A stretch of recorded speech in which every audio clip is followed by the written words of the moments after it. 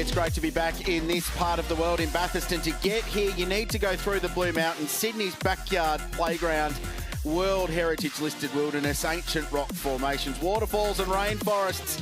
It can be as relaxing or as an adventurous as you like it to be.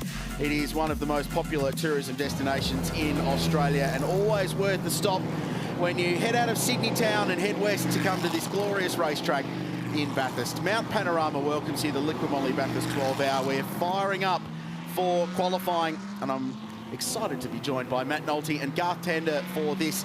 Gentlemen, good afternoon. A fascinating qualifying format, different to what we've seen in the past here at Mount Panorama for this race. We're bringing the AM drivers into the equation. They play a meaningful role now into getting your car into the top 10 shootout later on this afternoon. Just adds another dimension to qualifying. Nolte, good afternoon. Thanks, Krause. I know you're excited because you're the voice of the 12 Hour. Me and Garth have had different roles in the last couple of years. I was race fanning it back in 2020 on the couch at home. You were driving it last time out. Now you get to steer it from the commentary box. Yeah, thanks, Matt. It's an interesting one, isn't it, Rich? Because the AM drivers in the past have basically only had to go to work on Sunday. Basically, they had an important role in the Pro-Am aspect of the previous 12 hours where they had to make sure they were a safe set of hands and kept the car on the island. Whereas today, they contribute to the grid position for their car. So they need to make sure in this session for the AM drivers only, or bronze-rated drivers, that they need to make sure they get the best out of themselves in qualifying. And this is what the track looks like from high above. We'll talk about sectors, and this is what they look like. First sector is at the top just before Salmon Park, but that's the big talking point. The elevation change here, 174 metres from where we are on the Liqui Moly front stretch to the top of the mountain. It's broken up to 23 turns. It is just an unbelievable piece of racetrack here. This is some of the action zones, though, Krause. Oh, there's been some moments in 12-hour history up at Turn 2, Griffin's Bend. That's one C Lowndes just firing up the inside. This was a remarkable moment that everyone managed to get away with it. The medal great there, Mark Senior aboard the Hallmark Property Group car. This was the pass for the lead. At the end of the 2019 Classic, Matt Campbell in the Porsche on Jake Dennis in the Aston, about 10 minutes from home. And these were the pair of Merc AMGs boxing on down at the chase with just a few corners to go in the race a couple of years ago. That was ultimately for second and third position in what was a classic 12-hour. Garth, you've been around here in a GT3 car on new tyres in qualifying trim. She's a pretty fast old joint at the best of times, but when you get a car with this much aero and a slick Pirelli tyre, what's it like? Oh, I mean, we all love driving a supercar around here because of their unique challenge, but as far as going as fast as you possibly can across the top of the mountain, there's nothing better than a GT3 car in qualifying trim, because the car's trimmed out for high grip from the new tyre. It's light with low fuel, and that's when these cars really come to life. So the real challenge in this session is getting tyre temperature into the tyre, because for those of you used to watching the supercar broadcasts, you'll see that the drivers work very hard on the outlap, weaving and accelerating and braking, trying to generate brake temperature and tyre temperature into the car on the outlap. That doesn't work in a GT car. The best way possible to get the tyre temperature up in a GT car is go out of the pits and go as hard as you possibly can straight away. Now, that's a challenge because you need to build aero from the road speed. That gives you downforce, which gives you grip on the tyre, but you can't build that road speed up till you've got some temperature in the tyre. So it's a bit chicken and egg. You need to get up to speed, but you need tyre temperature to get up to speed. So really, the real challenge, particularly for our bronze and amateur drivers, is having the confidence to get up to speed as quick as you can. It might take 3 or 4 laps before you get the tyre in the right operating temperature window. And for those that remember 2020, this is fundamentally different conditions for going qualifying, because on the Saturday of the 2020 race, before the world stopped back in March and February that year, the track temperature at qualifying was about 52 degrees ambient. I remember was nudging 40. This is very different. 21 degrees ambient at the moment. The track's got a bit of UV, so they've got to adapt to vastly different track conditions to what GT cars are used to being at this place. Well, that's right. When we come here for the 12 hour, traditionally it's February. It's always very, very warm. And in the past, we've also had tyre warming cupboards where you could actually bake and get the tyres up to temperature. They're not allowed here this weekend. So all the teams have been searching for any bit of sun that they can find to get their tyres out into the sun. There's a lot of cloud cover around here at Mount Panorama at the moment. So finding the sun to get the tyre temperature up before we even start the session has been really the real challenges for the teams. Brett, good afternoon. Hey guys, Will Brown with me, who we're used to seeing here in a supercar. Today's in something very different, the GT3, and Will, you know a bit about qualifying here. What's the tip for this session? Yeah, I'm not sure. Maybe in a supercar I'd feel a bit more confident around here, but it's just about getting tyre temp and putting in a good clean lap. Hopefully we can end up somewhere up there. Well, tell us about this setup, this team you're with. Yeah, it was pretty last minute. We probably committed 2 weeks before the event. We haven't tested, hadn't run the car, rolled up here, first time in a GT3 car. So we're a little bit behind the game, and we had a gearbox problem which put us out of most of the practices on Friday. So hopefully we can just get confident in the car, and it doesn't really matter where you qualify. It's a long race, and hopefully we can have a good day tomorrow. And always nice to have the opportunity to race back here. I know you love it. What do you love most about coming back to Mount Panorama? Yeah, I'll race anything here. I'm trying to race at every event this year. So, it's just awesome. It's a great track. All the internationals know about Bathurst, and it's just great. So I can't thank Griffo enough for getting us out here in the GT3 car. We can't wait to see you out there. Will, all the best. Good luck. Cheers. Thank you. And Will's not sweating with anticipation about qualifying. He's just stepped out of the 86 a few moments ago. One of the great characters, one of the new names in Australian motorsport as he watches on down in the pits. We've got 6 minutes completed so far in this part one of qualifying. Brad Schumacher at 2:13.0, but very early days. We check in with this beautiful KTM Crossbow, the new generation car. Yeah, this is Trent Harrison behind the wheel and actually goes quickest with a 2:11.4. So just to bring up to speed on this session, so the time from the amateur driver will be combined with the time from the pro in part two of qualifying, which is coming your way next. That will be the combined lap time and the result from qualifying. 10 fastest cars move forward into the final part just after 4 o'clock this afternoon. And the positions 11 further back will be where they start the Liquid Moly Bathurst 12 hour at 5:15 a.m. Yes, 5:15 on Sunday morning. Set your alarms. Exactly. Set your alarms, everyone. Stop it, you two. On board here with Martin Conrad aboard the 75 Sun Energy 1 Mercedes AMG, one of the international drivers that have come down to enjoy this year's Bathurst 12 hour. Currently fastest to the end of the second sector. Actually just been beaten to Yasha Sahin, but Conrad will finish this one. Very strong lap. Should see this one jump to the top of the timesheets. Comes to the line with a 7.5. So we talked about the tyre temperatures starting to come in now. Starting to see more representative lap time from the bronze and amateur drivers. We talk about the bronze driver rating. Generally the drivers are split up into 4 ratings, if you like. Platinum being the ultimate professional drivers, gold being those that are very, very close, silver being more of your part-time drivers, and bronze more your amateur gentleman drivers.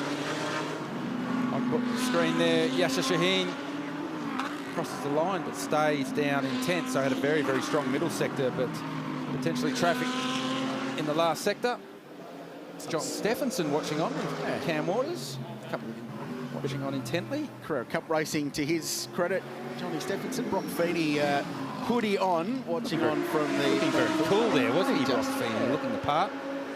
And there's the Scott Taylor Motorsport crew racing for Prostate Cancer Foundation Australia. Craig Lowndes and Alex Davison, some great Bathurst surnames there, a lot of Bathurst tradition. And car triple two's got Jeff Emery behind the wheel, a man who was a narrow, somewhat controversial runner-up in last year's Porsche Carrera Cup Australia Pro-Am Championship battle. Some more and more autographs starting to go on there. It's part of the Prostate Council Association. Get down there for $50 and signing your name on the car, and they've been lining up their troves down there. What a great initiative, and get yourself on potential race-winning car as we head down Conrad Straight with Martin Conrad, who's driven with the Sun Energy 1 team. He's teamed up with Kenny Habul once again for the 2022 Classic here at Mount Panorama. At the moment, sitting comfortably at the top and looking for back-to-back flying laps. Barrett. Oh, great to welcome this guy back, Maro Engel. Great to see you back in Australia. Look, bit of tough luck with the car. What's the update? They're currently changing the engine, and it's about to be completed, but unfortunately it wasn't enough to get it done for Q1. Okay, ideally you will get some time in the car if all goes well before tomorrow. Hopefully, we're trying to get it ready for Q2. The guys are flat out, they're doing a mega job, but we'll see. Get the Aussie fans up to speed on your last 12 months. What have you been doing?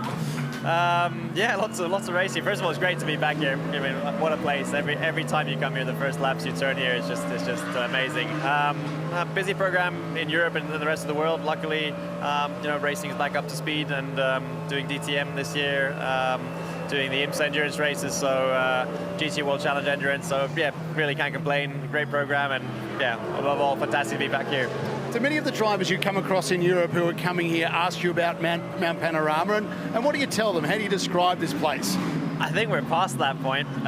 You know, we're past the point where the drivers ask, how is it? They all know the place. They've all driven the place on the sim. Everyone wants to come here. I mean, everyone who's not here this weekend is jealous that they're not here. So it's, you know, this is definitely, I keep saying it's within the top 3 circuits in the world. There's only Macau and the Nürburgring Nordschleife that sort of are in the same league. Awesome, Murray. Great to see you back. Good luck for tomorrow. Cheers, thank you. Yeah, it's been one of the big stories today that Craft Bamboo Racing, they discovered an anomaly, was the official word, from Mercedes-AMG in the engine on that car last night after a twilight practice session, and they elected to change the engine as a precaution, thinking ahead to tomorrow afternoon more than qualifying today. To do it, they elected to take the car into town to a local workshop to get the car on a hoist so they could do that safely and lift that big 6.2 litre V8 out. It's a massive shame that we don't see them in quali though, because Maro Engel, one of the most experienced internationals in this race, a pole sitter here in 2014, won the first Alan Simonson pole award, and in 2020 missed pole by 0.2 of a second, very, very close between 2 Merc AMGs, but they will be a very strong combination in the race tomorrow. Here's one of the Porsche GT3 Cup cars, a little race within a race this weekend with the 2 Cup cars going head to head, and a Darren Zerafos behind the wheel of car 11. He's 16 at the moment, second in class. Spends a lot of time overseas these days. Don't see him come back to Australia all too often, but great to see him back out in the number 11 Porsche as Garth Walden has come back into the pits in a Ram Motorsport. That's the second car for the team that they've bought for the weekend. Their original mount was damaged in a testing crash. Brad Schumacher goes to the top now, 2:06.1. The times they start to tumble here with 13.5 minutes roughly remain this session. This guy's on a flying lap as well. Liam Talbot in the coin spot Audi, car number 65. Heaps of experience, Garth, in these cars. Liam in Porsche racing as well. He's one of the best AM drivers in Australia. This would be a decent lap. His final sector actually was no good and actually gave away a lot of time across the top of the mountain. So he remains third. Brad Schumacher still fastest, 0.2 of a second. Audi and Mercedes AMG on top with 12 minutes to go.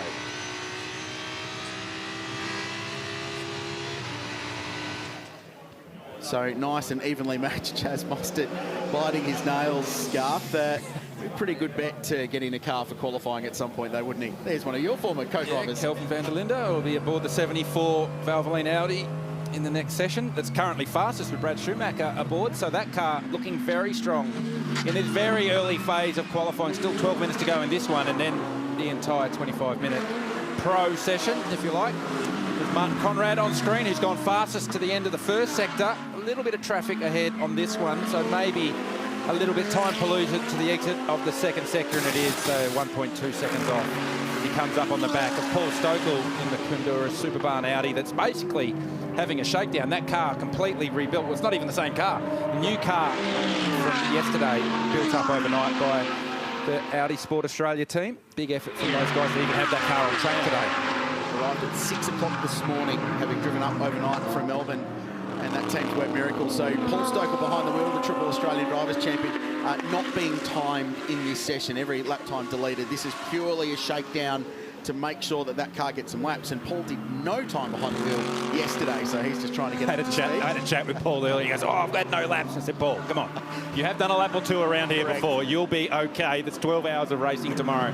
But as you said, Rich, just a bit of a shakedown for that car to make sure it's all good ahead of 12 hours of competition tomorrow. And really well done by the race organisers to permit that to happen, because in other scenarios it might not be allowed, but a bit of pragmatism going on in the world to make sure that we can get every car we possibly can on the grid. We should mention Team BRM working away feverishly to get their car back out. Mark Rosser had a big crash in practice earlier today. We expected to see either Nick Percat, former Bathurst winner with our mate here, or Joey Mawson behind the wheel in qualifying. They will miss quali, but they believe that car will be good to go for the race tomorrow, which is tremendous. And of course, we're also missing the Craft Bamboo AMG, we just heard from Maro Engel. Here's 888 Man Filters AMG GT3 with Prince Jeffrey Ibrahim behind the wheel.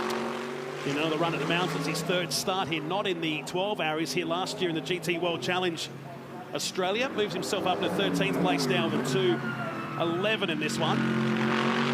Still a little bit of time to finding just comfort in this car on a cold tyre. That was certainly the issue yesterday in practice, when this car had a little moment just at the end of Mountain Straight right here as we make our way up Mountain Straight. On board there with Prince Jeffrey, and it was right here at the exit of turn 2 just cold tyres caught him out, and just getting comfortable on the cold tyre. We've spoken so much about getting the tyre into the operating window. It was just that catching Jeffrey out.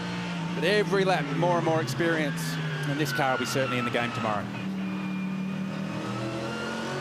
Certainly not going to miss it, are you? No. In the early stage of the race, that bright man filters livery, it's become quite synonymous with Mercedes-AMG at this race over the last couple of years. To Reed Park they go. This car had a slight issue, didn't it, last night in the final, the dust practice session that we had. The man filters 888 Mercedes. As Ibrahim takes us across the top of Mount Panorama. We're inside the final 10 minutes of this part 1 of qualifying here for Liqui Bathurst 12 Hour.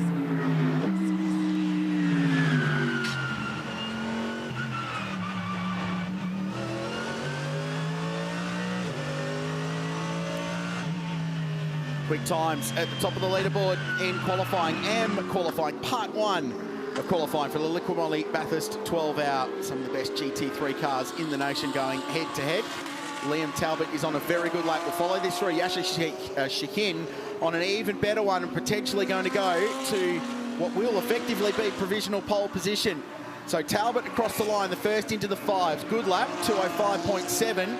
Shahin gained ground. It was a PB, but remains third, just behind his teammate, Brad Schumacher, as we go down and say hello to Chad Nalon. G'day guys, just wanted to give you a bit of a Pirelli tyre update in this session as the 222 gets a little bit too close to the grass at the turn-in down there at Murray's. Most of the Audi cars are working on using 2 new sets of Pirelli tyres in this session, including the guys that we're seeing at the top of the order at the moment. Just keep an eye on Garth Walden though, because his time that he set at the moment was actually on a roaded set of tyres, so he hasn't had a green tyre run yet in this session. So maybe Garth's going to pop up 1 or 2 spots towards the end here. There's a bit of chat up and down pit lane, Chad, that some of the teams with pro drivers in the car, we're going to look at running a roaded tyre as well, just to assist with that tyre warm-up phase. 25-minute session is very, very tight to get 2 new tyre runs in, and they felt that potentially running on a roaded tyre on one of those runs would eliminate one of the extra laps required to get the tyre up to temperature. You don't have to get the shine off the tyre when the tyre's already roaded. So a little bit of strategy coming into play, and potentially this car, the 45 car, just maybe looking to understand the roaded tyre versus new tyre ahead of the next qualifying session. Liam Talbot going on with that impressive lap time before, so this is basically the second run for car number 65. So fastest of all to the first sector, personal best across the middle, so he's up overall, looking for somewhere in the mid-205s in this time, and that extend that margin, which currently stands at 0.3 of a second over Brad Schumacher. Now, the thing which makes this qualifying session really interesting is that there might be quite big margins between the AM drivers up and down the field, but you know that when you put the pros in, we could see 7 or 8 or 9 cars covered by 4 or 5 tenths of a second. So it's a law of diminishing returns. If Brad Schumacher's 2/10 of a second behind Liam Talbot at the end of this session, that means Kelvin van der Linde is going to have to find 2 tenths over Chaz Mostert, and that's unlikely to happen. Yeah, that's right. It really is. This session is the critical session. It's the lap time that your AM driver can get for you, can deliver for you. The lap time is there. The Audi boys, Chaz Mostert, very happy with a 5.5 from Talbot. That's a strong lap time. And Chaz is smiling because that means he doesn't have to work as hard in his session. Because if Talbot can retain that near on 0.6 of a second gain over Brad Schumacher, who we just saw his teammate Kelvin van der Linde in the screen next to Chaz Mostert. So they're effectively racing each other in this session. Kenny Habel clapping on his man, Martin Conrad. So here we go, they watching the screen. Chazzy's happy. Van der Linde is like, oh, I'm going to have to dig a little deeper. Oh, and off the road is Yasser Shahin. It's down here at pit entry. I wonder if he was trying to get into the lane. And he's stuck, so that's a drama with a red flag, potentially bringing a red flag out. It just shows, even though it's not rained here since early yesterday morning, you get onto the grass, very rarely will you get out. It is so boggy on the outfields here at Mount Panorama. He's trying his best. And the trick with these cars is they've got a flat floor, so the car could be effectively bottomed out there. I mean, it looks like beautifully flat green grass, but if the, as you said, Matt, with the wet outfield, the tyres sink, the car's actually sitting on the ground with that flat floor. What Yasser actually needs to do here is first gear, put the pit limiter on, and then use the pit limiter as effectively traction control. and gets you out of the grass. This is Brad Schumacher. He will be praying that a red flag doesn't come out in the next 5 seconds. It does. Oh, it always happens at Bathurst like that. You come around the last corner on your best lap of your career, and the red flag comes out. It was going to be provisional pole. You'll see it on the dash, but it won't mean anything on the timing screen. He might be so furious. He'll just keep driving up to turn 1 and park because he leaves us up there. So red flag out. But again, that's another strong showing from Brad Schumacher. He has been in the top 3, top 4 through the practice sessions. That's a genuine quick lap, his previous one. This is the replay of Yasser Shahin coming down to the final turn. And you can hear the tyre shutter. So he'd slowed down. And then now he actually hadn't had the moment. He was just getting out of the way. He'd slowed down to get track position there, and you could hear the tyres shuddering. Yeah. Let's see if we can pick it up from the in-car. So getting track position here, setting himself up. Look at that understeer. The tyres have cooled out too much. And then around he goes, and then tries to do the right thing here and just do a 3-point turn, and that's what gets him into trouble. But it all started with actually slowing up too much, losing tyre temperature, put him in a tricky spot. Chad. Yeah, the replays definitely tell the story. The Audi crew were not set up and getting ready for that car to come back into the pits. But further to that point, I was actually standing behind Chris Stuckey, the engineering team down here for Audi Team Sport. And it was, well, I can't exactly use the words that they use, but it was definitely a disappointed feeling when they saw that red flag come out. They knew exactly how close they were to banking that lap time, and they were definitely angry that the red flew at that exact moment. so there is the fastest car of the session so far. Tough one for 777. They'll lose their fastest lap now for bringing out. Well, I mean, this could be fundamental to getting them in the shootout because they've amended the timing screen now, so it drops him from 4th to 5th in this session. But importantly, it opens up a 1-second gap between himself and Liam Talbot.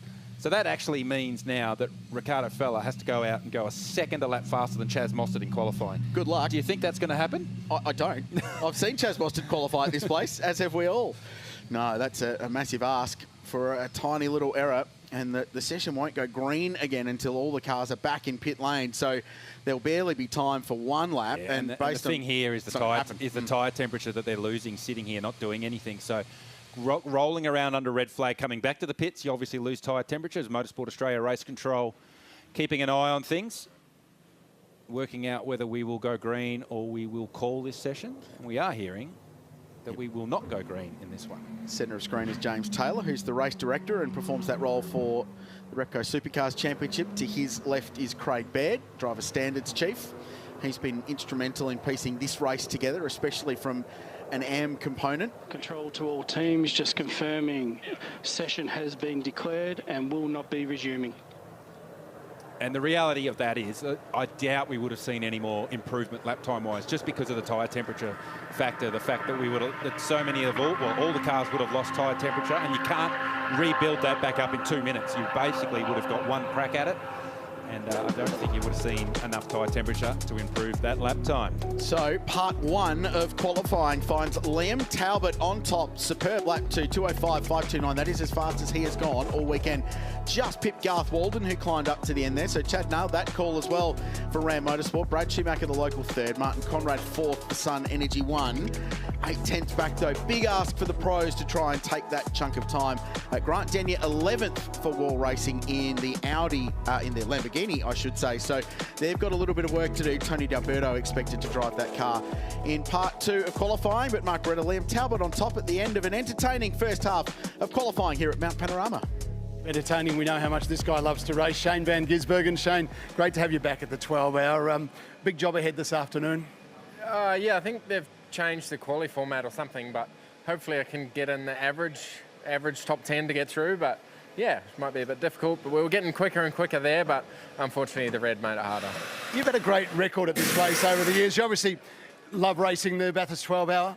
Yeah, it's pretty cool. It's a bit of a shame this year, not many cars, but still, to drive a GT around here is pretty awesome. Awesome, mate. We'll let the crew do their work. Thanks, Shane. Good luck. Yeah, Brad Schumacher's just walked back into the Audi garage, just detailing with Kelvin van der Linde what happened there. Oh, man, the timing was just off. Good news for you, though. You only have to find just about, half a second over Chaz Mostert to get pole position? I mean, there's other guys that prefer to find a half a second on other than Chaz, but we're going to have a crack at it. like you said, it was unfortunate for Brad. He was really on a good lap, could have improved, but obviously with the red flag, that kind of like, didn't help us, obviously. So now it's all out for this qualifying. That said, though, it's all about the shootout in the end. So we just need to survive, get into the top 10, and then we go full gas for the shootout. Car 74, though, has been strong across all 6 practice sessions so far this weekend, so it must bode well for you to jump in the car for this qualifying. Yeah, definitely. The confidence is high. Brad has shown that he's doing an amazing job here at his home track, and that's really such a key part is the AM drivers, and they can really make a difference in the race here. So lucky to have him on board, and now it's up to me to kind of just bring us into the top 10, and then we see what's going to happen later. How is the team developing? Because as we spoke before the race weekend, you'd only just met your teammates that day. So it's a very new dynamic between yourself, Brad, and Nathaniel. Yeah, I mean, it's always different, but that's the beauty of endurance racing. You always meet new drivers along the way, get new friendships as well along the way. So it's been interesting. We've gelled well together, and obviously the performance also helps that, So at the end of the day, very happy, smiles around. So let's see if we can keep it there. All right, good luck for quali. Thanks a lot. I'm standing alongside the star of the session, Liam Talbot. That was an awesome lap time. Can you just talk us through that lap and the sensation of driving these amazing cars here today? Oh man, it's so good being here at Bathurst in a GT3 car. Weather's pretty good actually, and just kind of trying to find that gap in the traffic. So it was a bit difficult early, but just knew we had the pace, so it was good to be able to show that. There was more pace left, so frustrating to have the red flag, but satisfying to have that session. It's a low to mid 205, and making that even more impressive. These cars have quite a bit of fuel in them because there's no refueling between these sessions. Yeah, correct. The car's pretty heavy, so definitely could have gone faster, but it's all good. Just a shout out to Kensington, Theodora, and Charlie back at home. Love you, girls. That was very Craig Lounsey. Well done. I miss my girls. Thanks. Nicely done, Liam Talbot sitting at the top, the 65 Audi at 205.5. When we come back, the pro drivers start suiting up. You're watching qualifying for the Liquid Moly Bathurst 12 Hour. We'll be back soon.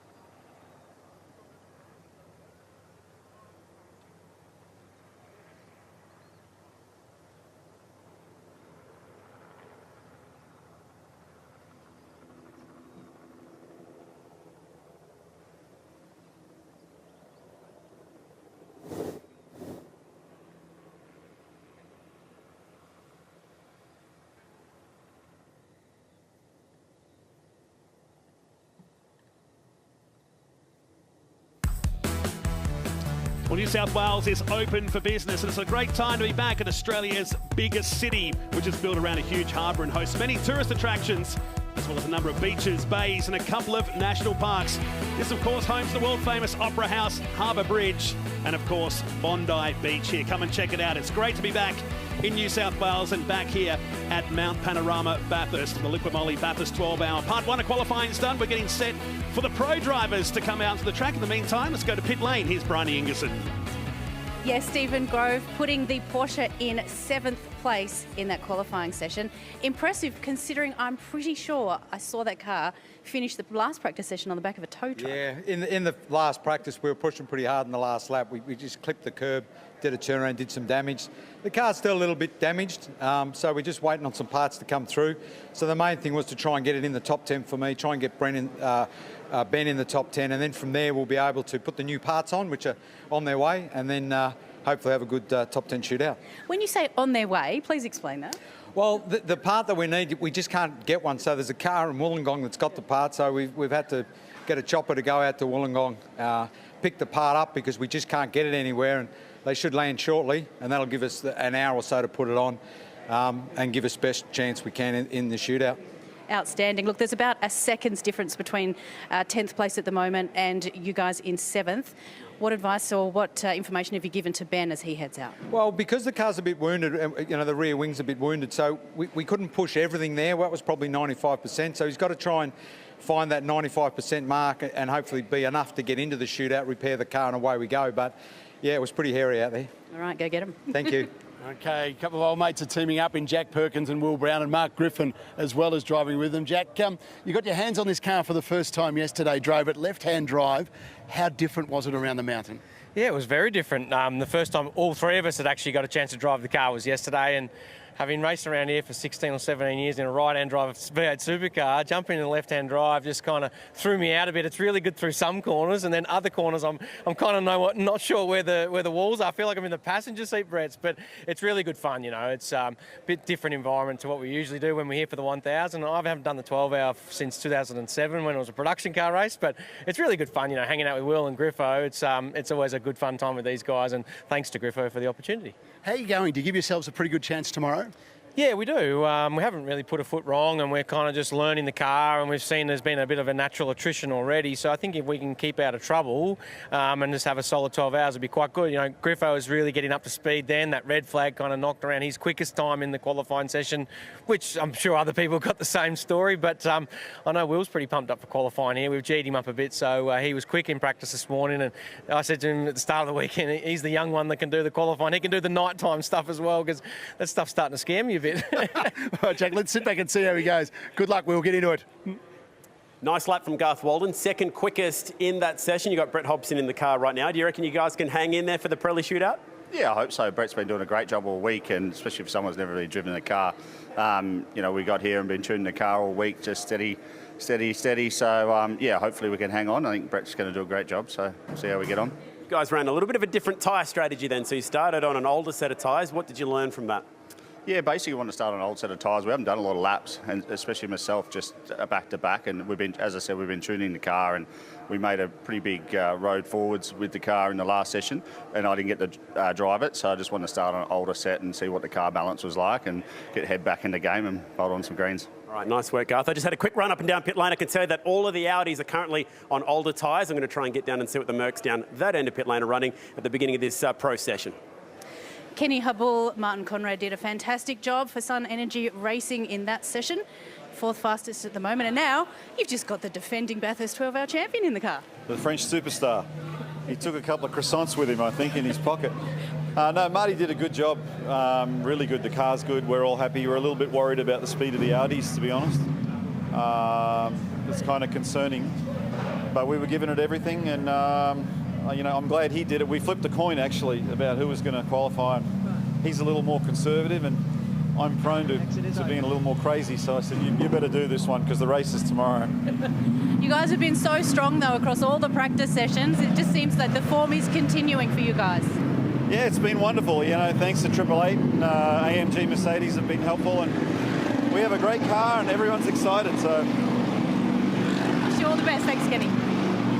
One of the great characters, Kenny Habul, who's just purchased one of the most sought-after properties at Mount Panorama on Conrod Strait. It's the first time he saw it this week when he arrived into town, and one of the great guys who moved to the United States a long time ago now and runs a very successful Sun Energy One business. As we get set, green lights are on and we're out for part 2 of qualifying. Another 25 minutes heading our way. Clouds around us. It's got a bit darker outside since the end of the last session. We should be fine through this. The big guys come out to play. It's not how you look, right? Well, they're looking for the clouds, but I'm not sure which way they were looking through the binoculars. But great to see so many people here. And there's the house that Kenny Habul now owns. They didn't take Crowley and I's offer. Nice bit of real estate, isn't it? Not too bad. I think room for development.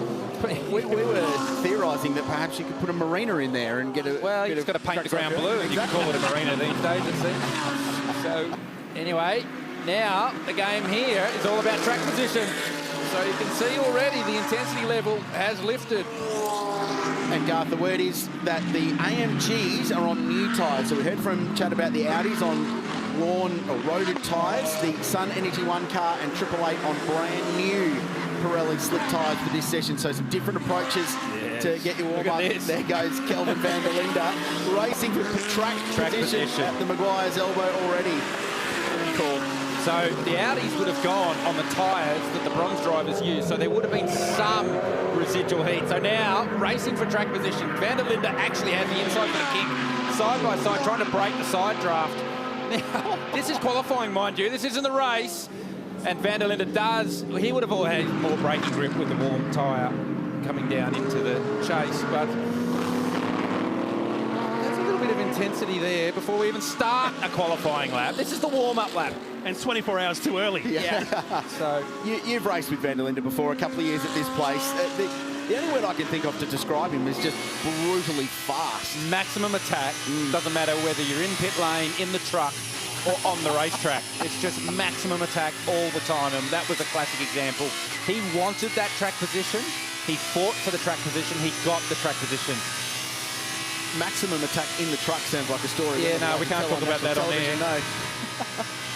So this car very, very fast in the previous qualifying session with Brad Schumacher aboard.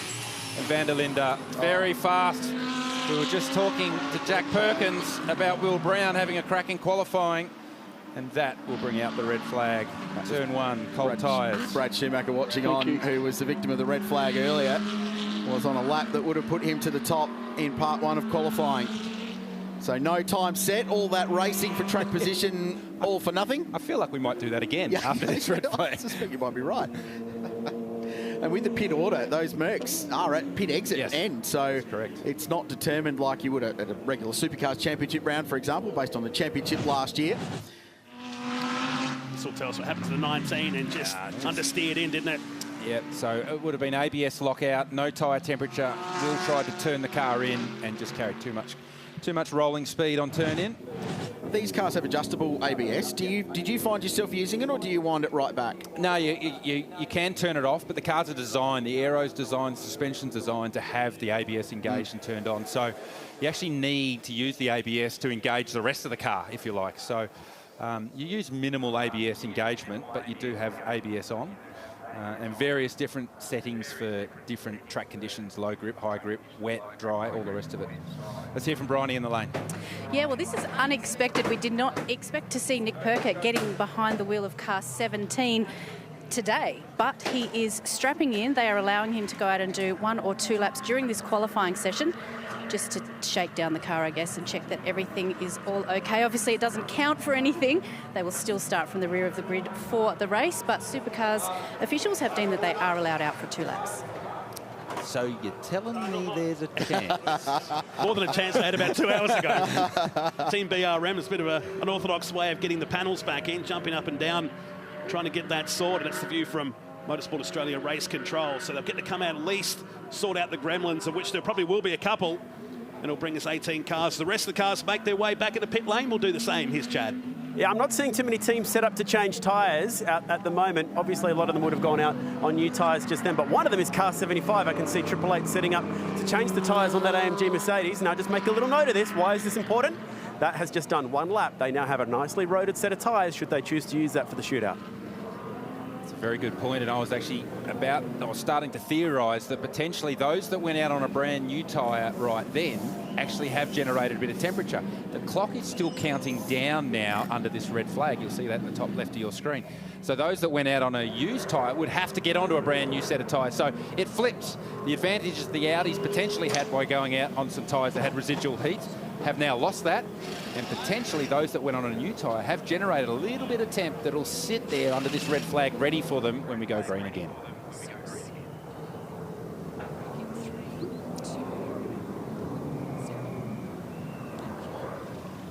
So the Ford Ranger Raptor recovery team have done a great job. Will Brown has been deposited. He'll do his very best to not cover Mount Panorama with the Bathurst Regional Council's finest gravel from turn 1.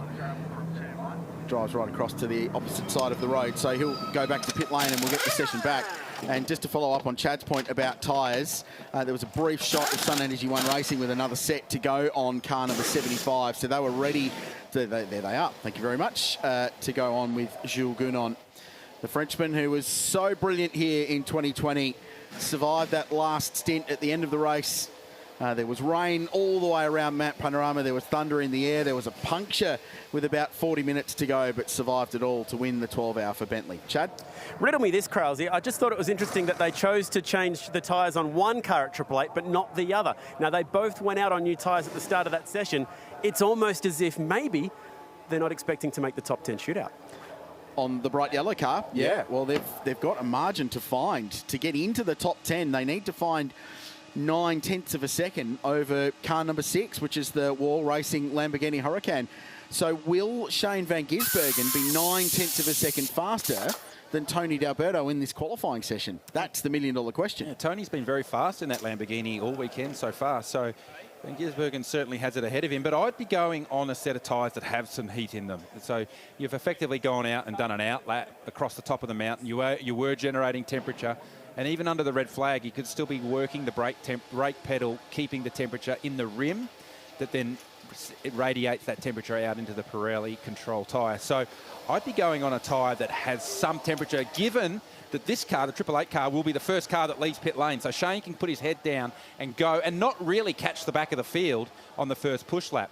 So you might get a bit of an understanding of the car balance, come in, grab another set of tyres with around 12 minutes to go and push to the end. Started with fog earlier today, Krause. Now they've got bigger clouds hanging around the top, but the forecast of weather never really eventuated yesterday during practice, and certainly not today at this stage. As the red stays on here with 16 minutes and 40 seconds remaining, just waiting for Will Brown to make his way back towards the pits in the Daimler Trucks Brisbane Mercedes-Benz. There's car 777 with Ricardo Feller, who was great yesterday in the final practice session. Yeah, all of these internationals that come into town, and it never ceases to amaze, and you should just stop being impressed, really, because they roll into town in 3 laps, bang, on the money, but they're paid to drive racing cars for a factory sports car team, so they should be good. Right, we're back to green. Just to finish your point on the weather, I think we're safe from rain for the moment, but the temperature has dropped a degree since the start of AM qualifying earlier, so ambient temperature has come down, and with no direct sunlight on the racetrack, it'll be interesting to see how that plays out. The irony is, when we're normally here back in February, we're looking for the qualifying cloud. You want a bit of non-direct sunlight, and the lap times jump down and get much, much faster. But today, I think they'd be loving a little bit of sun to poke through right about now to get a bit more track temperature up.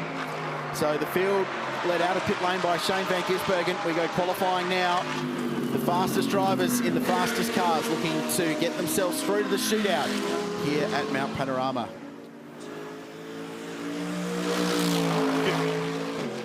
Fifteen and a half minutes remaining in this pro session of qualifying for Liqui Moly Bathurst 12-hour. As the cars are making their way back out across the top of the mountain now. Scuffing for the man filter entry. Shane van Gisbergen behind the wheel. And there's that burst of sunshine that we've been looking for at least one corner of the track. It's one of the features of the AMG Mercedes is just how much these cars bottom out across the top of the mountain. You can hear the car scraping.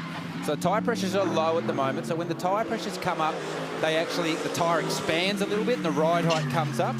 But when the cars are low on tyre temperature, low on tyre pressure, you'll hear that, particularly the AMGs, they just always scraping the ground, particularly across the top of the mountain. That'll get better as the tyre temperature improves and the pressure comes up. It's certainly something that's little bit unsettling as a driver when you hear that for the first time trying to push across the top of the mountain. It's not as cold as Brock Feeney makes it out to be here Well, at he's Mount from the Panorama. Gold Coast. He does live in Queensland. He does live in Queensland. He's just over 20 degrees ambient at the moment as Shane goes through the KW suspension chase to start a flying lap. But Garth, based on what you were saying earlier, maybe not this push lap, the next one's likely to be the money one. That's right. So you need to be based on red flags. It's not like you can just cruise around on this lap, but it's not like you're going to tighten the belts and go for maximum 100% push on this lap. You'll need to make sure it's a solid, workmanlike lap, if you like, without any dramas, and then set yourself up for the next one, particularly those cars that have gone out on a tyre that had some residual heat in it. So Van Gisbergen has plenty of track position around him. There's no one in front, no one behind. It's effectively his own mini shootout, if you like. It's right on board the Mercedes-AMG GT3 up to turn 2. A man who knows a bit about qualifying at this joint is alongside us in the commentary box. Garth, take us for a lap of this amazing racetrack. Shane's rolled out of it already there on the run up to the cutting. So that's one of the real parts of the circuit. It's very, very different than a supercar, just how much speed you can carry around the kink into the cutting. Shane's rolled out of it. So that tyre temperature that we've been speaking about doesn't feel like he has the confidence in the car right now to be pushing and hustling the car. And then as you drop the car down here into Reed Park, that's where the car bottoms out quite heavily. This is all 5th gear when you're on maximum attack in a GT car. You can just hear the car there bottoming more, and then the run over Skyline, and you can go so deep in a GT car. Can't quite attack the curb in the S's so much down the hill as we're used to seeing in a supercar. And then right down here, the run right here is so fast in a GT car. It's almost like you can't get the car stopped in time for Forest Elbow. Pick up Ricardo Fella, who's very fast, straight out the gate on this first lap. A 50.7 to the end of the first sector is what we saw basically in practice on their real hot rod lap time. So the Audi guys have found something to turn the tyre on straight away. This is what he did yesterday in that practice session. Just came out his first flying lap. You and I stood back at the timer going, did he just do that? It's his first look at the track. A little bit of traffic ahead, but should be okay by the time he gets down to... It's okay because it's Van der Linde, and Van der Linde's on a very good lap as well. So both the Audis are pushing on. So what can the 21-year-old from Switzerland do? He's an ADAC GT Masters champion from Germany. At 21, this guy can drive a GT3 car as well as anyone, and he's been right at home at Mount Panorama. It's a good lap. It's a 3.5, and on their aggregate time, 4:09. So remember, we're combining the lap times from the AM driver and the pro. So a low 3 already for Ricardo Fella, and we're looking for that margin between himself to get the Audis a little bit further up the grid. And this is a great story. Huge job from Team BRM to get the 17 car repaired after a big crash at the Dipper. Spoke to a couple of people. We didn't capture it, but he said that car rode the wall for a little bit up there. Quite a big impact, damage on all 4 corners. And they have worked so hard to get this car back out into the lane. Barrett's? Old mate Grant Denya's out of the car and finished in the top 10. Good spot to be. Yeah, they said put it in P10 if you can, and I will comply. I did. Actually, I haven't driven these things for about 5 years, and I forgot how frighteningly fast they are. They are so blisteringly quick, and not all of us is a Garth Tander. We can't just jump in the car and go quick straight away. But you told me a great feeling, beautiful car to drive, right? It's absolutely stunning. It's the greatest car I've ever raced in my life. It is beautiful, it's well planted, it's safe, over the top, it's not trying to kill you or anything, but it's so blisteringly fast. My brain speed's just not quick enough, to get up to the speed of the car, and without a test day prior to it here, it's like Star Wars. It's just everything coming at you. So how do you readjust? How do you set yourself and cope with that? Well, the pressure is here. When it bites hard, and you don't want to crash someone else's car into the wall. As we've seen over many years, there's been far better drivers than me that have crashed around this mountain, and you just don't want to be that guy. So 12 hours, look, an hour in tomorrow's race, no one even remembers Saturday. So that's kind of our aim. We'll be the sleepers, Barrett's. Survivors, most importantly, GD. Good to see you, mate. Good luck tomorrow. Thanks, mate. Cheers. And it was just a quick pit stop for car 24, a new set of Pirelli tyres for Davey Reynolds. Thank you, Bryony. Down in pit lane, of all the drivers Grant Denyer had to pick on, he picked on an old mate next to us here. Well, Grant Denyer, he needs to grow about 5 feet if he wants to be a Garth Tander. And then some, yeah.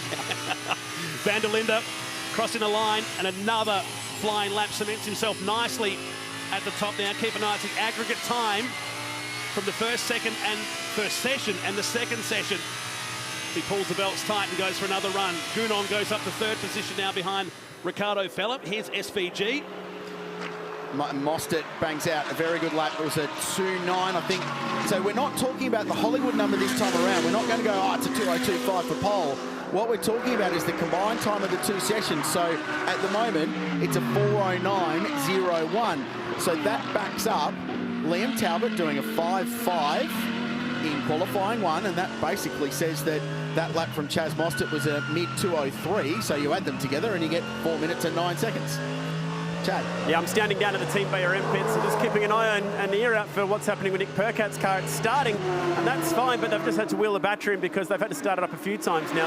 It's just not engaging the clutch. Every time he goes to take off, the thing just dies on him. So at this stage, it looks like a clutch issue, pesky little clutch issue sticking around with this car.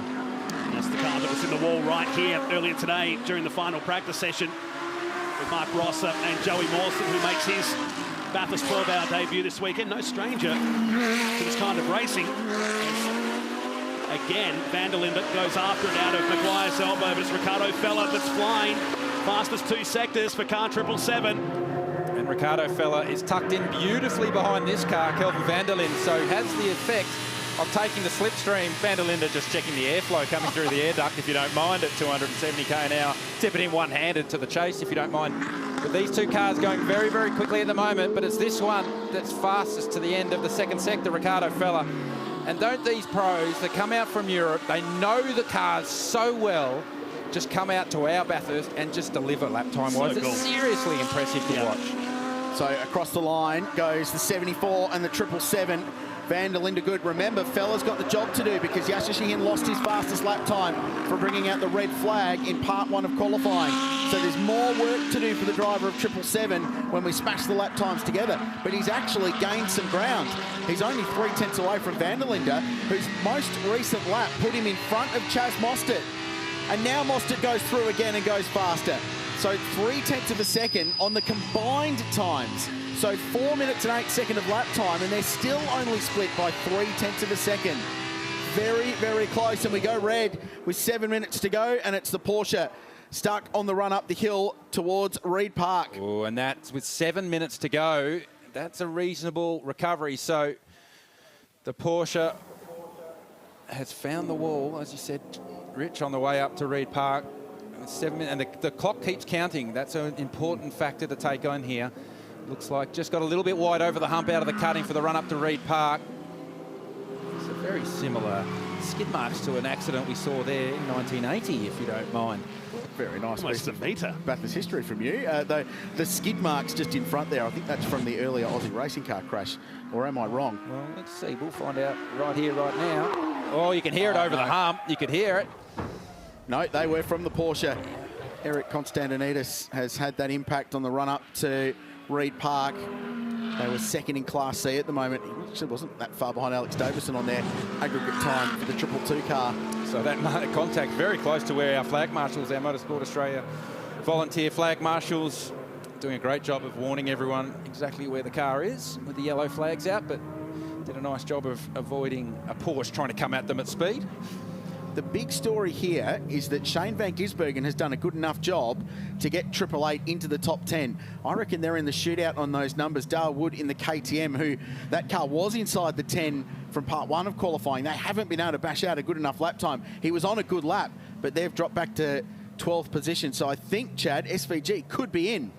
Maybe. I'm actually standing down in the Audi garages, and I've been waiting for them to throw a new set of tyres onto these cars. If you tilt your head to the side, yep, that is 777. And these are the tyres that should be going onto the Audi, but they've just rolled them back into the garage and out of the sun. Now, the sister car, the 74, does have some tyres standing by, but I think they're going to try and get through this entire session without using a new set of tyres. I can't remember ever seeing a qualifying session where they've not once gone for a new set of tyres.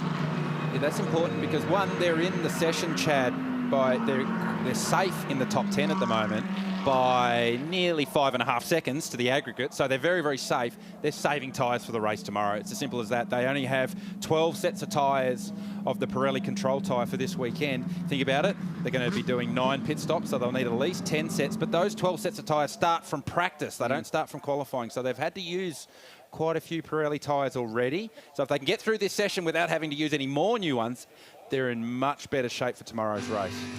And the concern Thursday, Krause, when we all sat around talking about how this weekend was going to play out when they were expecting the Armageddon of rain to hit here, was they were going to chew through their 5 sets of wet tyres as well. That hasn't eventuated. Yeah, they did increase the allocation to 10 at the end just to make sure there was enough of a wet allocation just in case the Just for continuity, predictions just came through. remind car 11 as per rule 3. I'm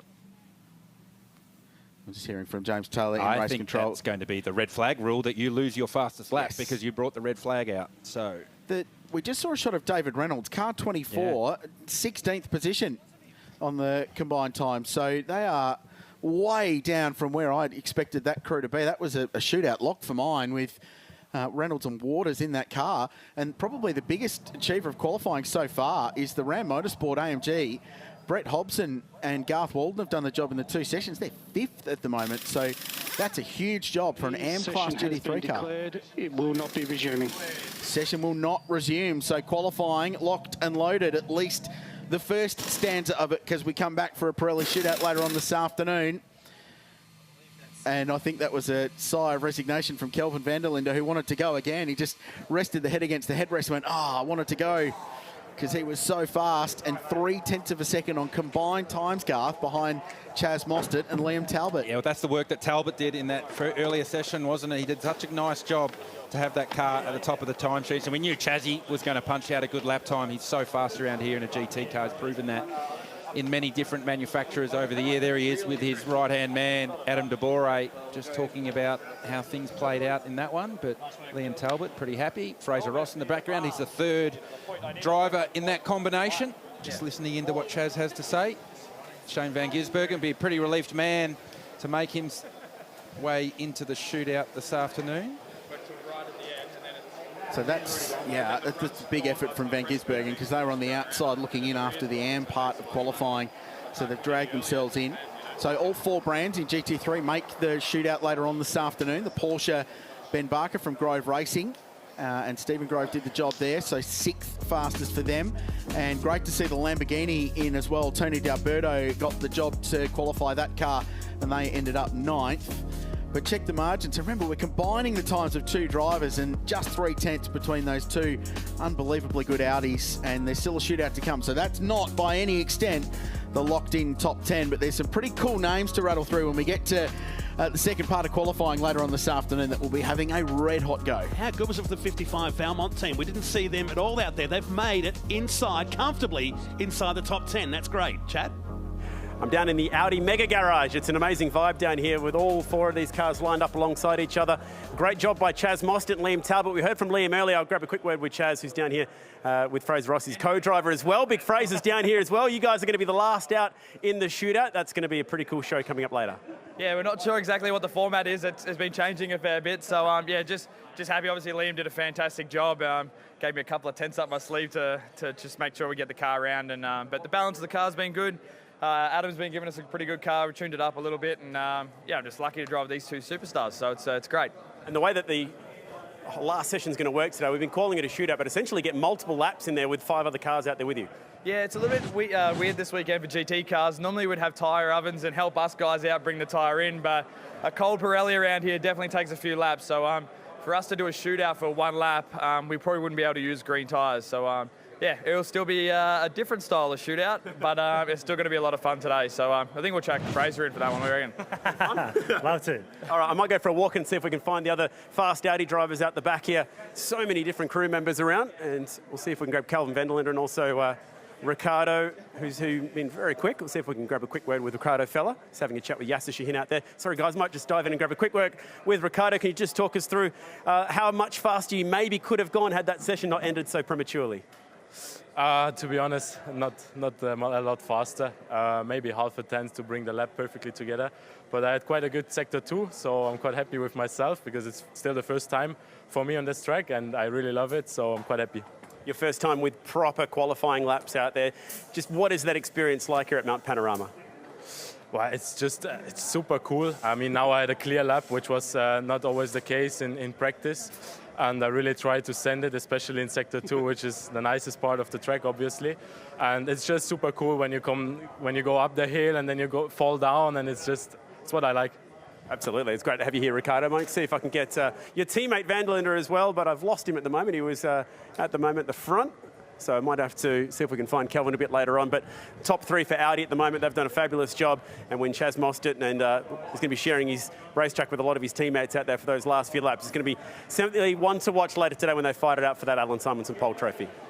Yeah, Jules Gounon, the defending champion, is back and in great form. Congratulations. That was a great qualifying session. Yeah, it was nice. I enjoyed going side by side to Conversation with Kelvin at the beginning. It was funny, and that's why we like racing. But yeah, car feels good. At the moment, we are a bit, let's say, under the underdog because the Audi looks really strong. But we are still tuning the car with our engineer, with 888, that is doing an amazing job. I'm really, really impressed by the team, super professional. And yeah, we are going to the details to find that extra pace. But at the moment, yeah, they look really strong. So we're going to keep pushing and see what we can do. Jules, 3 campaigns here with Bentley. Of course, you won in 2020. Back now in a different car. How different is the Mercedes? Yeah, it's very different. I've been now a factory driver for my 2nd year in AMG, but most of the time when I came here, I was driving on the right side. So my first few laps, everything was different again. I felt I was discovering the mountain, but coming back to this place, whether it's in the Mercedes, which feels amazing, but also in the past, it's simply amazing. It's mind-blowing. You go to the crest and to the top skyline, everything. It's one of the best places in the world, or for me, one of my best places in the world. So I'm really happy to be back. Happy to be with Kenny, Martin, and Luca. We have a strong lineup and a strong car. So let's hope we can do good. Jill, how do you get yourself ready for this track? I mean, after a couple of years not being here, how do you set yourself and get yourself best prepared?